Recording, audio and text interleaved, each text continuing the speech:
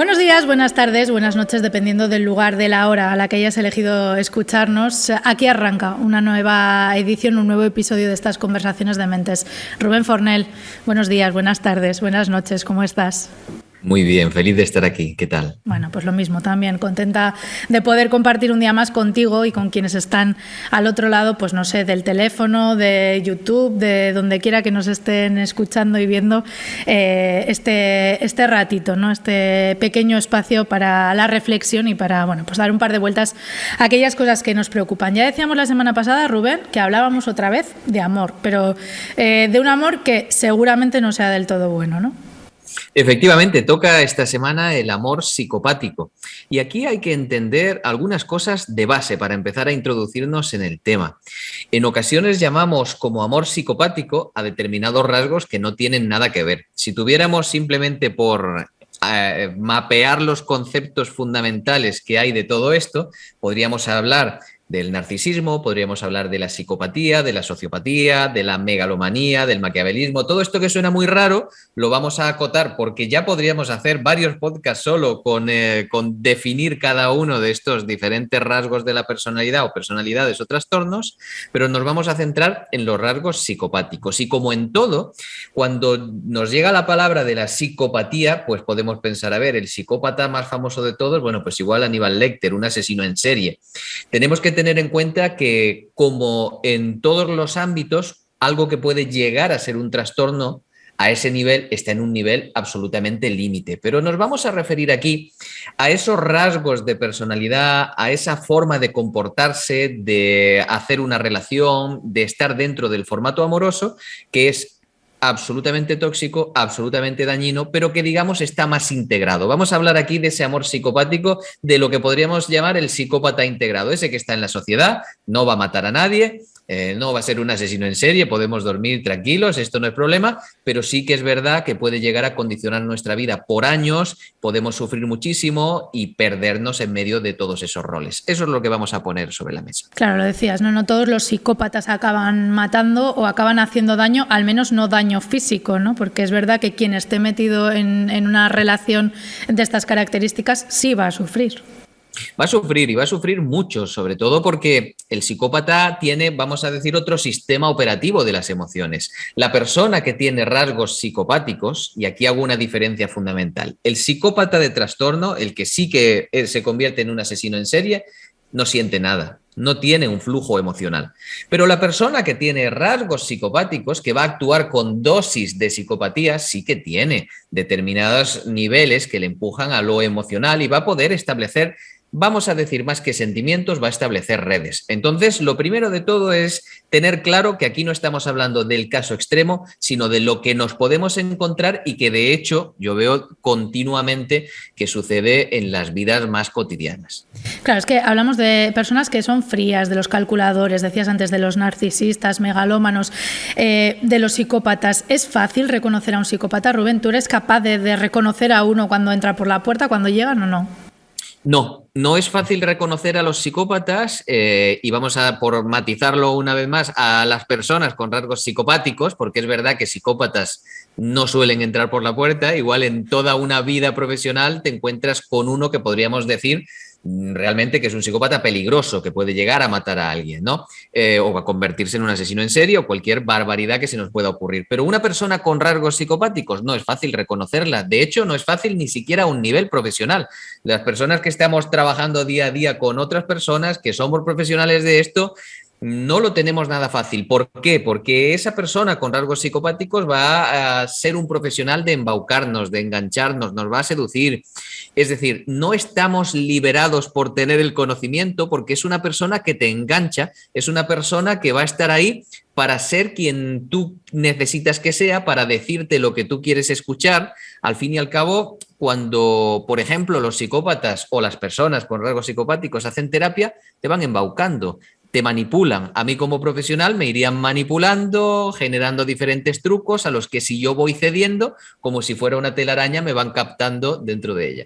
Antes creo que lo has dicho ya, que no tienen sentimientos, aunque sí van tejiendo esas redes. ¿Llegan a amar los psicópatas? El psicópata de trastorno, el psicópata súper peligroso, no. Evidentemente, las personas de las que estamos hablando dentro de un entorno que nos pueda ser útil para todos sí que tienen más vinculaciones emocionales. Y fíjate que no me atrevo a decir que aman, porque no van a amar de la misma manera en la que podemos amar tú y yo. Esto presuponiendo que no somos psicópatas nosotros, pero...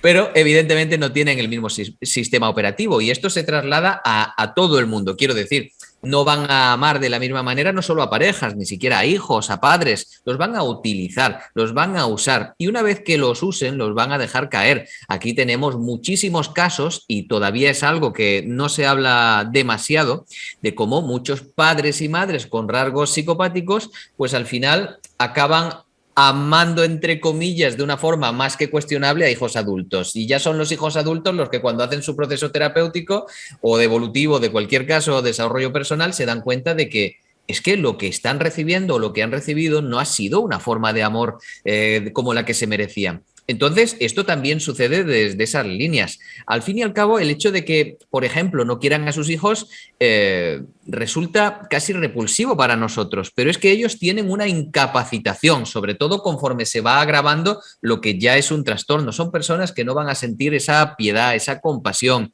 se pueden reír incluso de los demás, van a ser más fríos. Entonces, ahí vamos a encontrar rasgos que, sobre todo para que nos entendamos, su sistema operativo no va a funcionar de la misma manera. No van a tener ese mismo sistema de enamoramiento, de amor, de respeto, de cuidado, de vínculo, de confianza. Todo eso no va a existir. ¿Cómo actúan, Rubén? No sé si hay alguna forma de que nos demos cuenta, pero ¿cómo podríamos darnos cuenta? Bueno, aquí empiezan muchos rasgos que tenemos que tener en cuenta porque de verdad considero que este es uno de los grandes temas que si se educara desde la base de nuestra preadolescencia o adolescencia en esto, nos ahorraríamos mucho y sobre todo seríamos capaces de emerger estos casos en la sociedad porque realmente son muy, muy graves y yo trabajo con muchos casos donde hay muchísima, muchísima destrucción. Si tenemos que poner puntos diferentes para poder darnos cuenta y para saber cómo actúan, pues te cuento varios. Por ejemplo, la persona con una tendencia con rasgos psicopáticos va a ser una persona como tú. Es decir, de repente es una especie de alma gemela, de persona con la que compartes todo. Si tú has tenido un momento difícil y lo has pasado mal, esa persona lo va a comprender y seguramente también va a decir que lo ha pasado. Si tu padre ha sido de una manera o lo comprende muchísimo o se va a inventar una historia que también va a ser similar. Son personas que en ocasiones pueden llegar a jugar también con las enfermedades, con esa compasión que se puede generar en ti, con que los atiendas, con que te apiades de determinadas enfermedades. Van a ser personas, primero son muy inteligentes, realmente inteligentes y encantadoras, van a hablar sin filtros. Es decir, que, por ejemplo, decía un maestro mío en París que el psicópata te dice: bueno, es que en estado límite, estamos hablando aquí, este ejemplo anecdótico casi es del trastorno límite, diría, es que quiero comerte y te come, ¿no? Entonces, bueno, en este caso, no en los rasgos más habituales, pero sí que va a hablar sin filtro y entonces te va a decir, bueno, si es que ya sabes que yo estoy loco por ti, y va a tener una forma de lenguaje que realmente parece que es que se ha destaponado. Va a ser una persona con la que habitualmente el sexo va a tener rasgos diferenciales, va a ser un sexo excepcional, va a ser uno de los puntos a través de los cuales te va a enganchar porque va a ser una persona muy complaciente, que va a estar muy ocupado a priori, en la primera apariencia del disfrute de la otra persona, es una persona mega halagadora, es decir, es alguien que está contigo, que está para ti, es una especie de tormenta de acribillarte a amor, a detalles, a conquistarte. En ocasiones también puede empezar a jugar a dar pena, a que más allá de esos rasgos que poníamos de enfermedades o de lesiones, cualquier cosa así, que pueda jugar a dar pena porque está triste, porque se siente mal, pero también este psicópata nos vamos a dar cuenta de que nos hace el vacío, de que de repente nos lanza una bomba de humo, de que obtiene algo y desaparece, se va a tener una tendencia absoluta a poder estar con otras personas sin ningún problema, va a haber muchísimo triángulo amoroso, vas a encontrarle cosas en el teléfono, van a saltar personas del pasado, del futuro, siempre va a haber por ahí. Sobre todo es una persona muy absorbente, va a ser una persona que desde la manipulación te va a llevar a un lugar en el que realmente te tiene. Y eso es lo más complicado de ver, por eso casi compilamos estos rasgos para que podamos empezar simplemente a ver si nos saltan las alarmas, porque el proceso de darnos cuenta de si estamos con una persona con rasgos de psicopatía, lo primero de todo es si mientras que esto se va escuchando hay alguna lucecita que dice, uy, pues a lo mejor el inicio de mi relación fue así, pues a lo mejor ahora mismo también sucede, porque es desde ahí, desde ese paso inicial de pequeñas bombillas que se iluminan en nuestra cabeza, desde las cuales vamos dando pasos. Si es tan negativo, Rubén, ¿por qué elegimos a un psicópata como pareja? Bueno, es que nosotros no elegimos al psicópata. Realmente esta persona con rasgos de psicopatía nos eligen a nosotros. Es decir, ellos han tejido la tela de araña y entramos en la tela de araña, solo que pasábamos por allí. Entonces, claro, cuando hay todo ese bombardeo, cuando te halagan, cuando parece un camaleón que es de tu mismo color y entonces te entiende también, te escucha, es que todo lo que tú necesites te lo va a dar porque es una super alma gemela, y además él te va a decir que eres el amor de su vida, que todo lo que tú quieras y además con un sexo excepcional, con una persona inteligente que si quieres que te haga reír te va a hacer reír. Al fin y al cabo es un embaucador profesional. Entonces hay que entender que nosotros no elegimos a esa persona con rasgos psicopáticos, que en realidad estamos dentro de una red. Y esto es fundamental, sobre todo porque la salida de todo esto va a ser un poco más complicada, porque estamos en algo que no hemos elegido tanto como nosotros nos creíamos. Bueno, luego hablamos de cómo se sale, aunque también me parece positivo el hecho de no culparnos después, ¿no? No hemos elegido claro. Nosotros el meternos ahí. ¿Qué características tiene el psicópata amoroso, Rubén?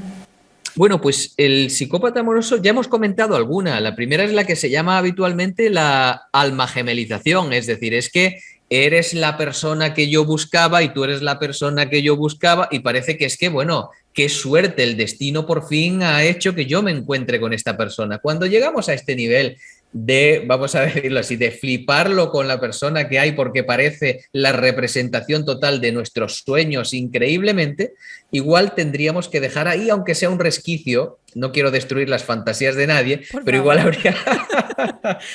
ahora mismo me está dando miedo conocer a alguien, Rubén.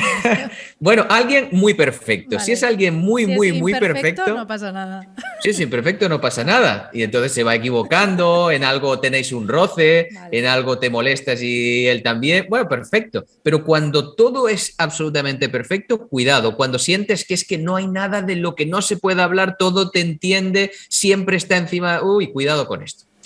También va a suceder que dentro de estas características, él va a instrumentalizar el sexo. Es decir, esa sexualidad que en muchas ocasiones es una muy buena sexualidad, que está muy en el placer de la otra persona, muy en el cariño, en arroparla en lo que necesite. Bien puede ser un placer sexual o bien puede ser un lugar confortable y cálido de esa relación íntima.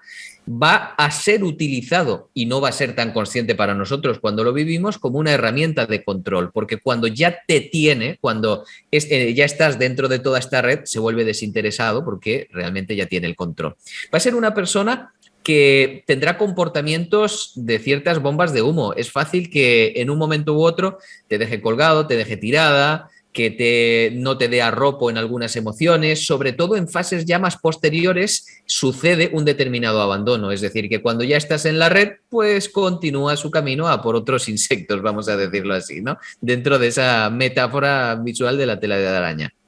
También nos vamos a sentir que nuestra máxima expresión y nuestros deseos van a estar depositados en esta persona. Es decir, esta persona con rasgos psicopáticos tiene la característica de que nosotros sintamos algo diferencial. Y también es una persona que conecta y que sabe muy bien dar en la tecla de dónde nos sentimos inseguros, de dónde nos sentimos vulnerables, de dónde están nuestros puntos débiles y dónde nos puede herir o dónde nos puede hacer sentir mucha culpa, mucha compasión.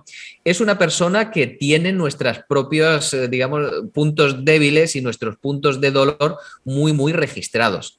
Y luego, en un último caso, sobre todo cuando la relación avanza, las características que vamos a ver en esa persona y en nosotros es que nos vamos a sentir desequilibrados, nos vamos a sentir con muchos picos emocionales también y que vienen provocados de esta forma de relación e incluso te podría contar algunos casos más límite de personas que tienen algunas ideas suicidas, de personas que han sentido que han sido incluso humilladas, que no han sido respetadas. Entonces hay que tener en cuenta que cada una de las fases en las que nos encontremos, si es una primera fase donde todo parece perfecto y nos está seduciendo, una segunda fase donde ya se parece que se está empezando a desinteresar, o una tercera fase donde ya tenemos grandes consecuencias, en función de esa fase vamos a encontrar características diferentes de ese psicópata amoroso. Bueno, una persona que esté en una relación de este tipo, Rubén, que se haya dado cuenta además de que está en esa relación, ¿cómo lo deja? ¿Cómo sale de ahí?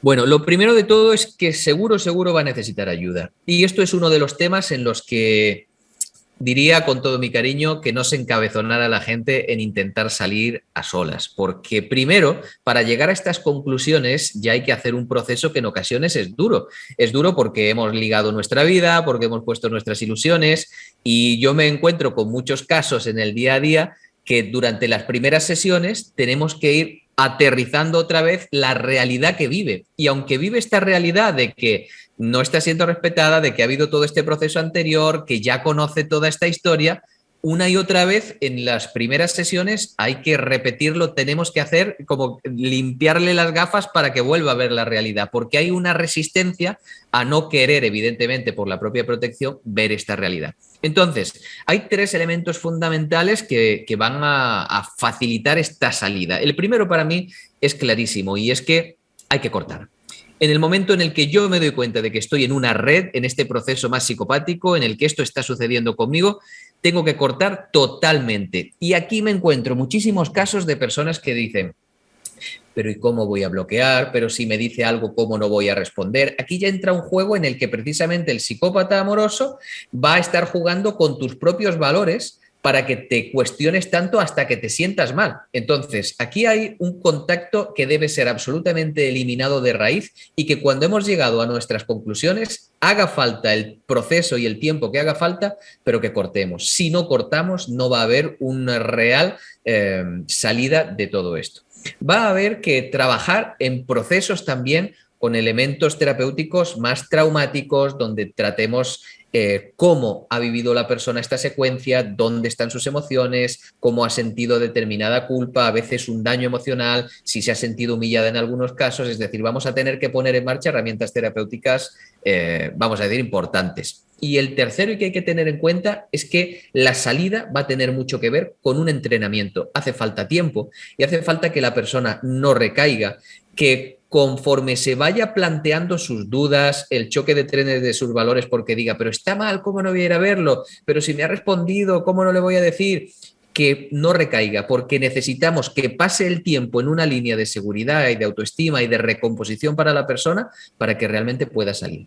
Yo creo que has dado el consejo fundamental ya, Rubén, el de que no intentes salir solo de esto, porque no sé si es imposible, pero es muy, muy difícil. Y has dado alguno más, pero no sé si hay algún consejo más que podamos dar a quien se encuentra ahora mismo en esta situación. Pues sí, y hay además, tú has dado uno que es clave. Lo primero de todo es que tenemos que llegar a la conclusión de que esa persona, de que, vamos a decirlo así, la víctima, no es culpable.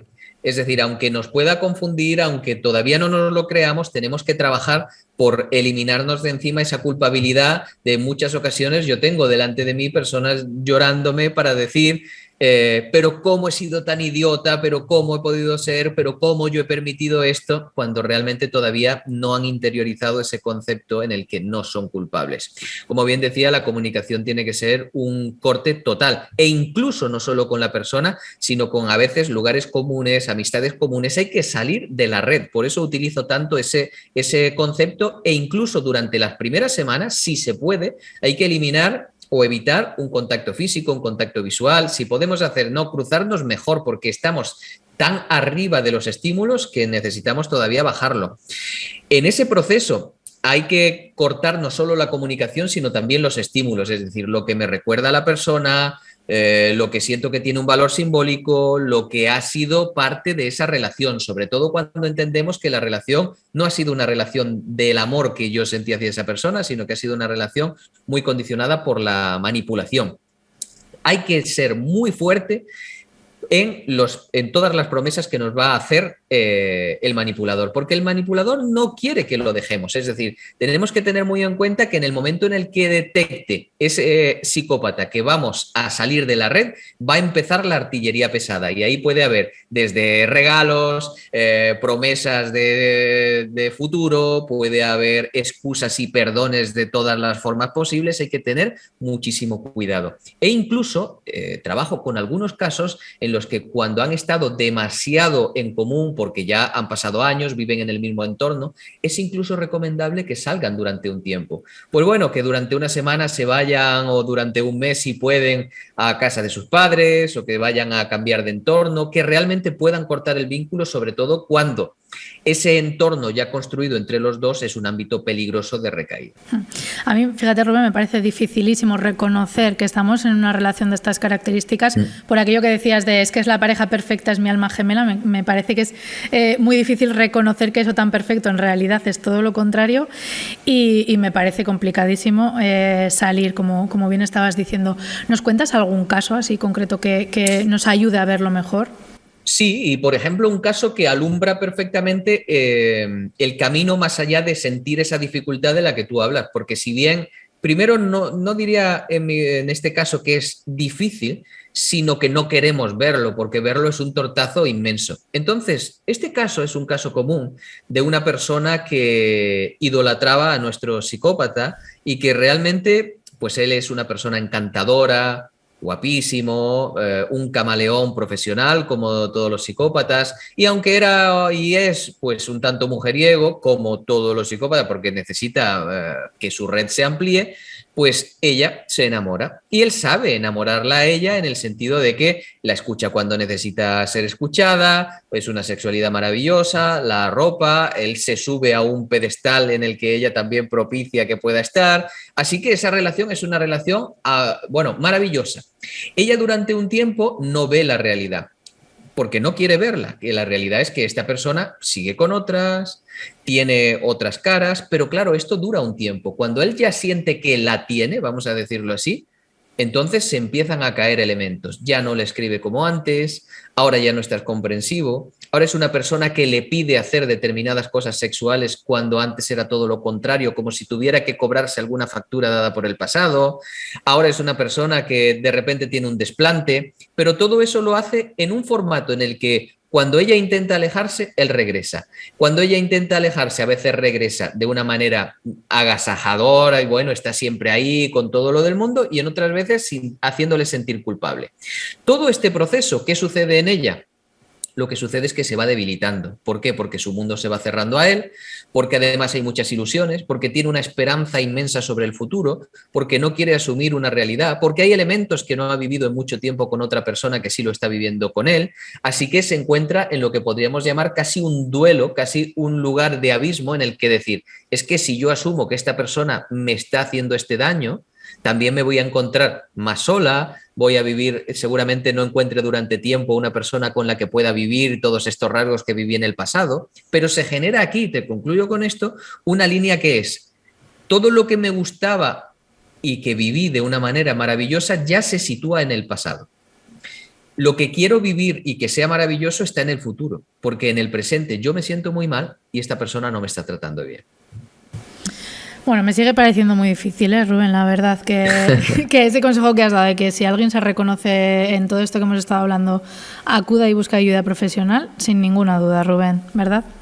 Claro, claro que sí, sobre todo porque estos rasgos no son fáciles de ver desde dentro. Te pueden saltar unas luces, sobre todo cuando esto ya ha llegado a un grado muy alto de manipulación, cuando realmente te sientes, por ejemplo, muy deteriorada porque dices que estoy súper triste, es que me lleva sin hablar todo este tiempo, es que está pasando esto en nuestra intimidad. Cuando esto es límite, pues sí que es un poquito más sencillo verlo porque realmente hay una afectación enorme en primera persona, pero cuando está en marcha el primer proceso no es tan sencillo de ver. Bueno, Rubén, conversacionesdementes@gmail.com, nuestro correo electrónico. Nos encuentran también en Instagram, en Facebook, en Twitter, además de en Apple Podcast, en YouTube, en iVoox, no sé si me dejo alguna opción más, pero bueno, en un montón de sitios, ¿verdad? Ahí estamos, Rubén, para dudas, consejos, opiniones, para plantearnos temas en el futuro, para lo que quieran. Por supuesto, ya estamos en todos sitios y atentísimos a los mensajes, propuestas, dudas y felices de contestar. Bueno, pues después de un tema que a mí por lo menos me ha parecido tan duro como el de esta semana, Rubén, yo necesito algo que me alegre un poco, por favor. Pues claro que sí. Vamos a ello, pues vamos a uno de los cuentos que a mí me gustan tanto. Y este cuento se titula El águila que no sabía quién era. Y dice así: cuentan que hace mucho tiempo un águila, sobrevolando un corral de gallinas, se le desprendió un huevo. Con tan buena fortuna que al caer el huevo no se rompió. Pasado un tiempo, un diminuto pico empezó a resquebrajar el huevo desde dentro. Primero fue el pico, luego las garras, hasta que al final consiguió sacar todo el cuerpo. La pequeña cría de águila se crió junto con los polluelos de las gallinas. Sin embargo, los otros pollos se mofaban de él por ser diferente, llegando a picotearle con frecuencia. Un buen día, un águila sobrevoló el corral y vio cómo hasta los polluelos más pequeños se mofaban de la cría de águila. Al verlo, el águila se paró y le preguntó al aguilucho: ¿por qué te comportas como un pollo si puede saberse? El aguilucho le respondió: soy un pollo. No, le contestó tajante el águila, eres un águila y tienes un pico formidable, unas garras poderosas y la capacidad de volar como una de las mejores aves. Vuela, le ordenó el águila. ¿Cómo voy a hacerlo si no puedo hacerlo?, le contestó el aguilucho, soy un pollo. Te digo que vueles, le respondió el águila, cada vez más enfadada de ver la actitud del aguilucho. Y así, el aguilucho aleteó un poco sin prácticamente poder remontar el vuelo. ¿Ves?, le dijo el aguilucho, yo no puedo volar. Así que el águila cogió a la pequeña cría y lo llevó hasta la cima de una colina. Una vez allí lo empujó al vacío y el aguilucho desesperado empezó a batir las alas tratando de volar, hasta que empezó a darse cuenta de que podía hacerlo y además de forma excepcional.